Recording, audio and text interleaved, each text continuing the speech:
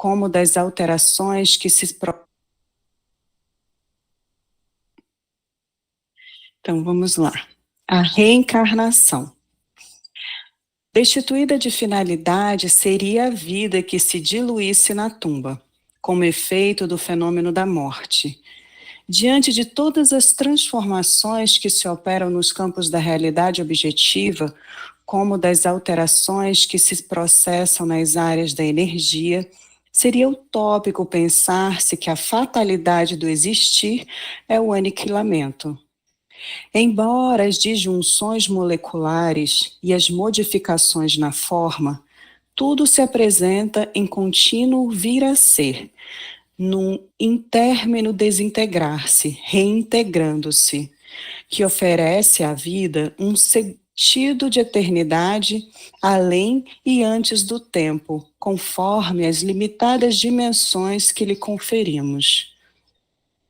Nesse sentido, especialmente, o complexo humano apresenta-se através de faixas de movimentação instável, qual ocorre com o corpo, em mecanismos de sutilização, o perispírito, e de aprimoramento quando se trata do espírito, este último, aliás, inquestionavelmente imortal.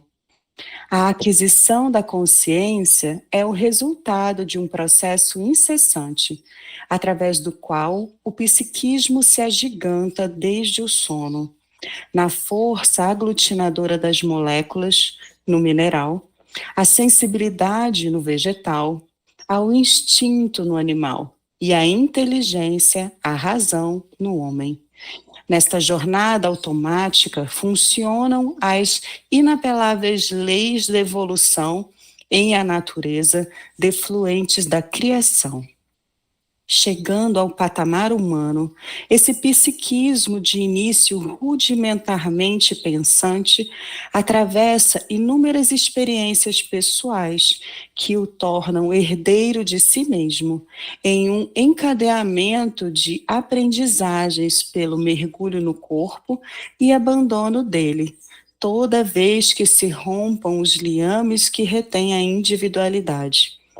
Este processo de renascimentos, que os gregos denominavam de palingenésico, constitui um avançado sistema de crescimento intelecto-moral fomentador da felicidade.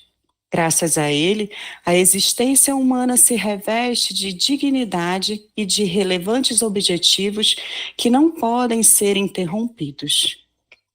Toda vez que surge um impedimento, que se opera um transtorno ou sucede uma aparente cessação, a oportunidade ressurge e o recomeço se estabelece, facultando ao aprendiz o crescimento que parecia terminado.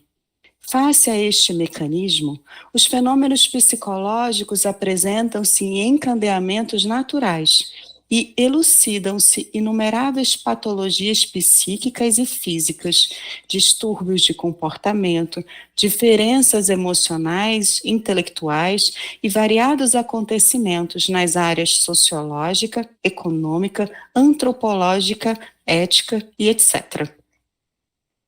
O processamento da aquisição intelectual, face ao largo das experiências de aprendizagem, mediante as quais o eu consciente adiciona conteúdos culturais, ao mesmo tempo que desenvolve as aptidões jacentes para as diversas categorias da técnica, da arte, da ética, no incessante aprimoramento de valores.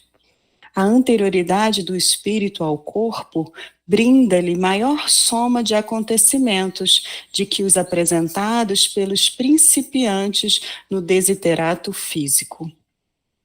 A genialidade de que uns indivíduos são portadores em detrimento dos limites que se fazem presentes em outros seres do mesmo gene demonstra que os psiquismos aí expressos diferem em capacidade e lucidez. Embora herdeiro dos caracteres da raça, aparência, morfologia, cabelos, olhos, etc., os valores psicológicos, intelectos morais, não são transmissíveis pelos genes e cromossomos. Antes, são atributos da individualidade eterna que transfere de uma para outra existência corporal o somatório das suas conquistas salutares ou perturbadoras. Não há como negar-se a influência genética na evolução do ser, os impositivos do meio, dos costumes e dos hábitos. Entretanto, impende observar que o corpo reproduz o corpo, não a mente, a consciência que só o espírito exterioriza. A introdução do conceito reencarnacionista na psicologia dá-lhe dimensão invulgar, esclarecimento das dificuldades na argumentação em torno do inconsciente, dos arquétipos, individual e coletivo, estudando o homem em toda a sua complexidade profunda e mediante a identificação do seu passado, facultando-lhe o descobrimento e utilização das suas possibilidades, do seu vir a ser.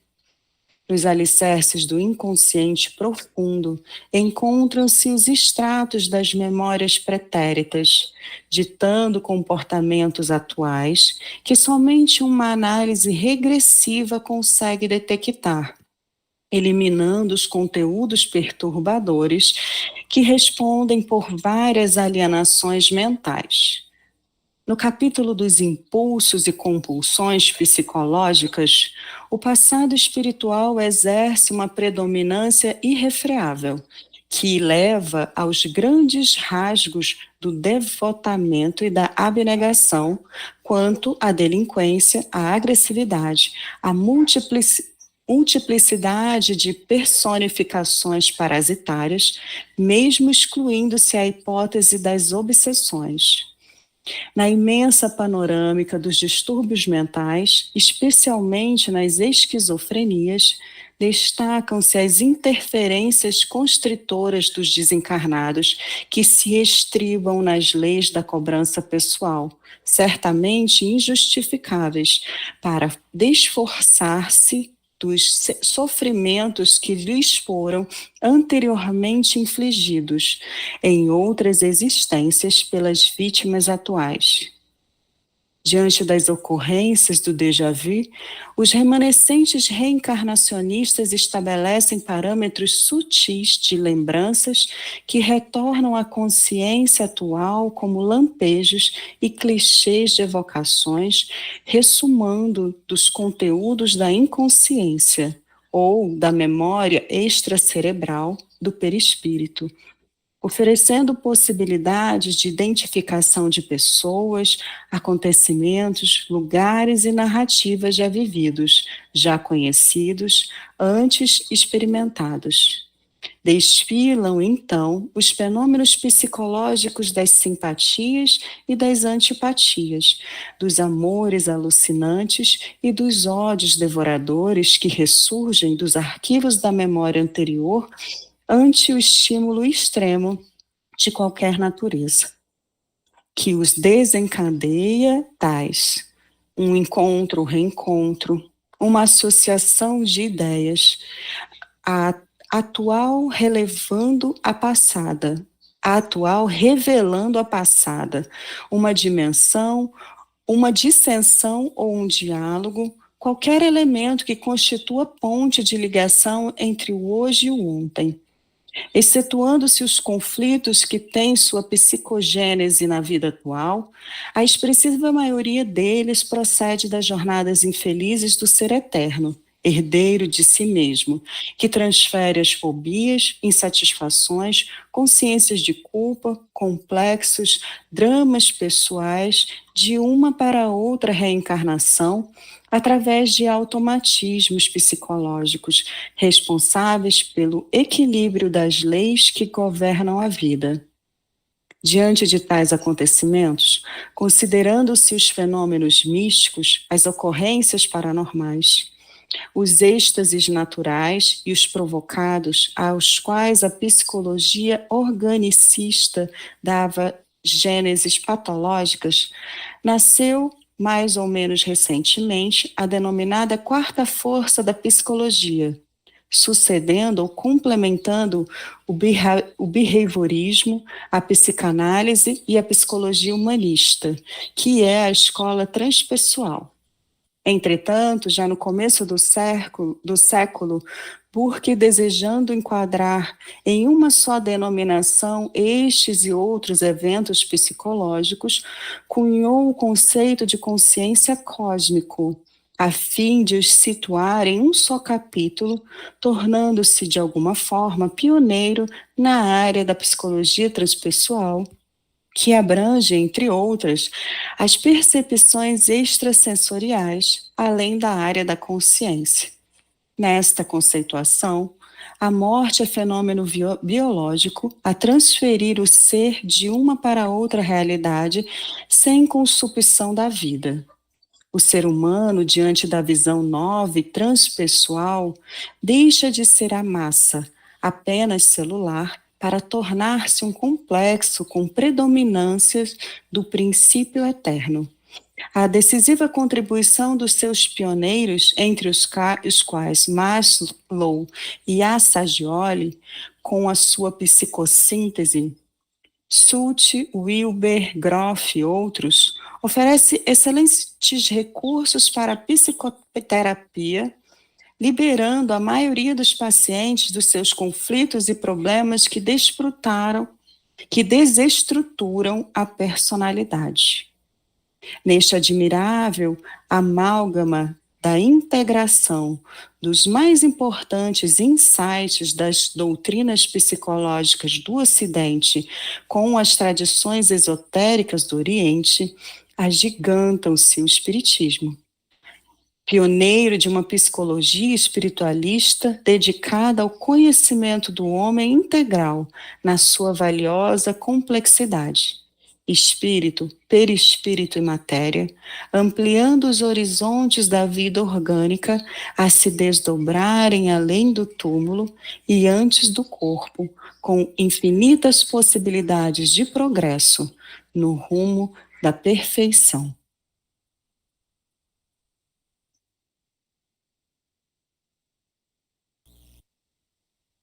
Vixe, Maria, acho que a gente vai ter que ler tudo de novo, gente. Eita, gente, fechamos o livro, hein, do Homem Integral, o segundo livro da obra da Joana. E esse capítulo, a reencarnação, bonito demais. Como a Glaucia colocou assim, é muito profundo. E queria fazer uma metáfora, uma maneira como eu gosto de ver a reencarnação, que é com a nossa vida, com cada dia. Desde que a gente nasce, cada dia vai tendo um desenvolvimento, vão tendo os seus aprendizados, e a gente vai passando por várias fases da infância, da adolescência, da vida adulta, né? E né, até chegar na fase mais idosa. E do ponto de vista do espírito, cada dia é como uma reencarnação. Então, do ponto de vista espiritual, o espírito ele vai passando por várias etapas, né? Do ponto de vista da infância espiritual, vai passando pela adolescência, vai se tornando mais maduro, depois sábio. Então, gosto muito de ver a reencarnação assim. E a Joana, ela trouxe, principalmente nessa segunda parte, o aspecto de como que a reencarnação muda completamente a percepção da realidade do espírito e da humanidade como um todo. Os vários pontos, os traumas, as vivências que elas vêm reverberando na vida atual, aonde a gente vai ter que trabalhar, curar e meio que fechando cada ferida e aprendendo e ressignificando, sabe? E então ela termina mostrando que a própria psicologia, ela tá seguindo esse caminho do espírito, da realidade desses ciclos reencarnatórios e que vai mudar completamente a percepção de como que nós vemos o ser integral, né? Então ela terminou realmente com esse ser integral de maneira belíssima. E só para fechar, e ela sempre termina colocando o espiritismo como uma estrutura que ela é muito profunda, que ainda não foi completamente assimilada. Então é isso. Bom, eu queria pegar isso tudo que o Israel falou. O que é que o Ismael falou? O tópico, a reencarnação. Graças a Deus que nós temos essa concepção da reencarnação. O Ismael sintetizou perfeitamente todo esse capítulo. Mas eu gostaria de falar de uma coisa que eu achei muito interessante, que está no primeiro parágrafo, que nós temos no nosso mundo esses pseudos intelectuais, esses arrogantes do saber, entende? Prepotência do saber. Então, eles são, geralmente, as pessoas que fazem a conexão da inteligência com o afastamento do espiritismo, das coisas espirituais, seja lá o que você queira falar. Então, esses gênios, entre aspas, ele fala que morreu, desintegrou, principalmente na área médica e outras áreas de ciência humanas, né? E aí, o que é que ela fala? Que olha só que coisa linda. No primeiro parágrafo, quase ali, seria utópico pensar-se que, olha só que coisa linda, que a fatalidade do existir é o aniquilamento. Como que pode, cara? Como que pode o existir leva ao aniquilamento?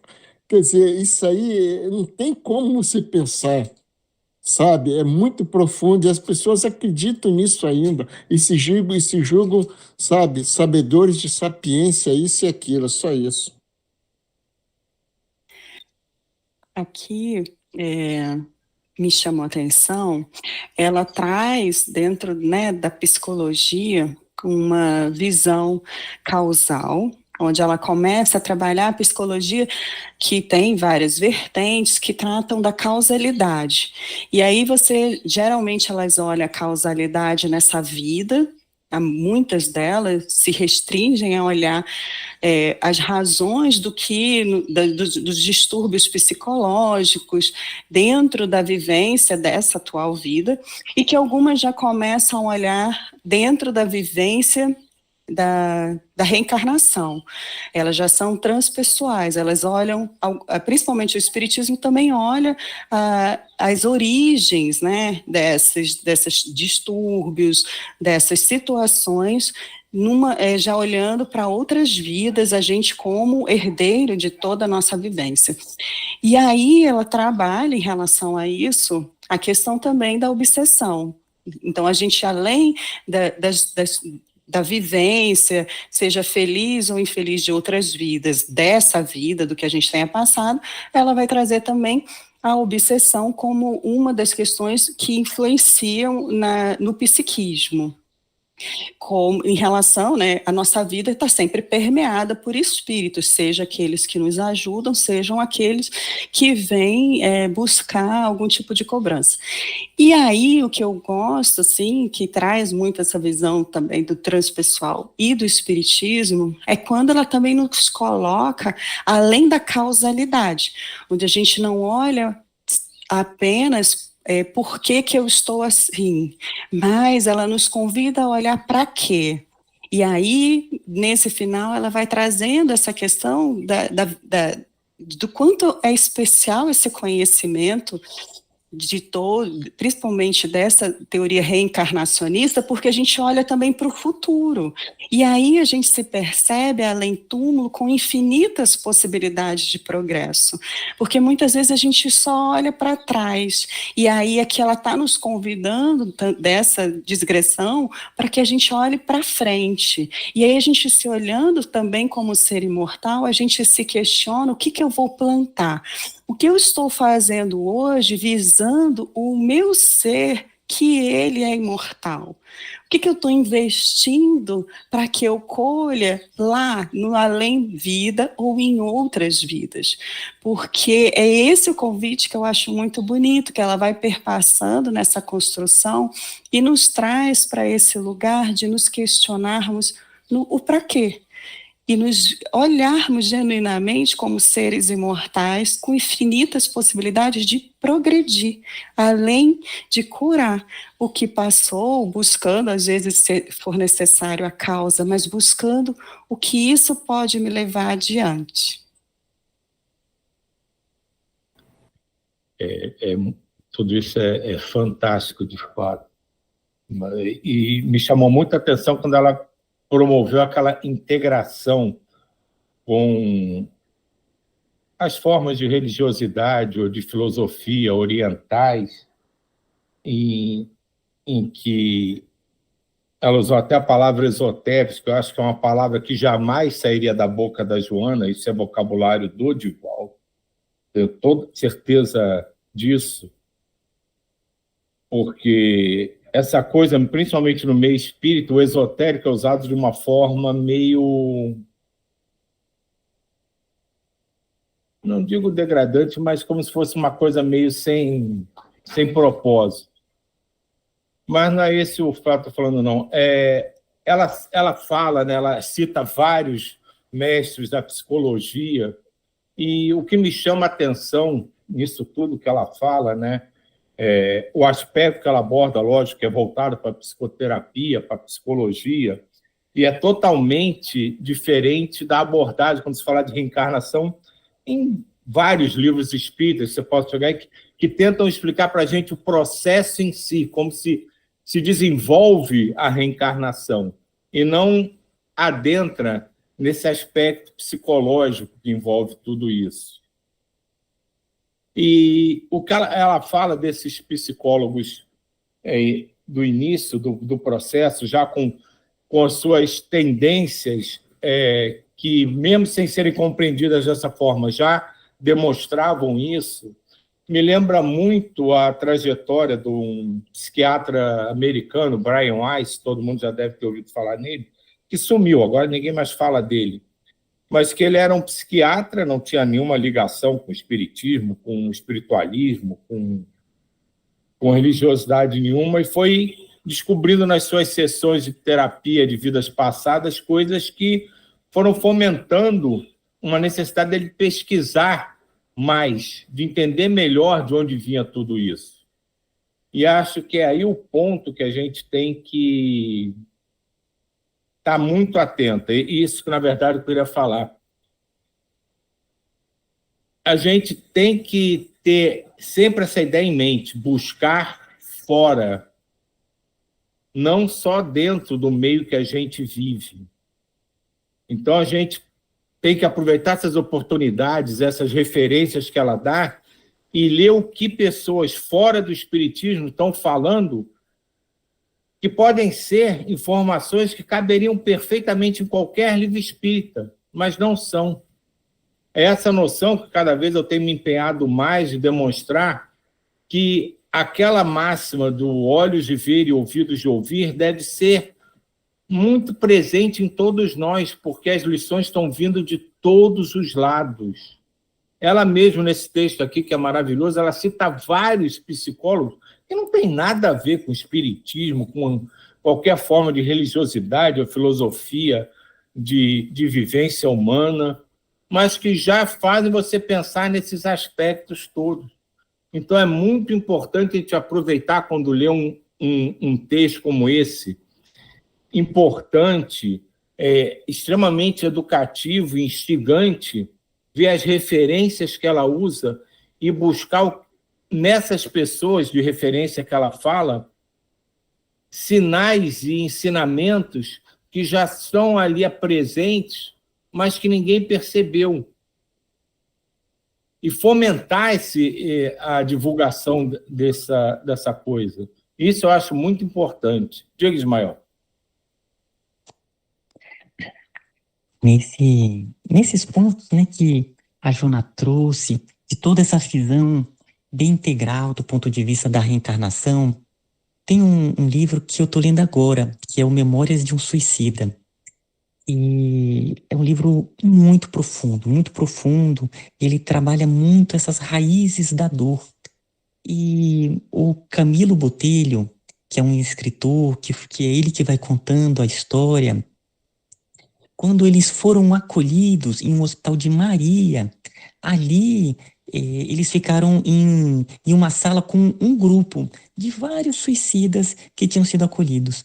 E era interessante, cada um contando a sua história, que todos eles achavam que realmente a morte terminaria com tudo. e que o momento que eles percebem a continuidade da vida e que eles teriam que retornar, aquilo é uma bomba do ponto de vista de uma abertura de realidade. Então, quando o conceito da reencarnação ela tiver assimilado como uma realidade, a ciência, a arte, a filosofia, a religião, a sociedade tiver assimilado, vai ser uma mudança impressionante do ponto de vista de concepção de mundo, do ponto de vista de relações entre as instituições, entre as religiões. Então, é um conceito tão disruptivo que realmente a humanidade ela vai ter uma visão completamente diferente do futuro e, acima de tudo, do presente, como a Wina colocou, né, do que se pode fazer agora para se trabalhar no futuro.